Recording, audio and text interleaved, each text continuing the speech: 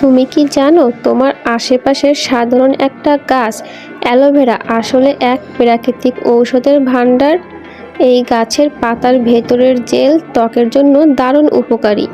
এটা ত্বক ঠান্ডা রাখে, ব্রণ কমায় আর রোদে পোড়া চামড়া সারিয়ে তোলে, আর ত্বক হয় আরও উজ্জ্বল। শুধু ত্বক নয়, অ্যালোভেরা চুলেরও বন্ধু।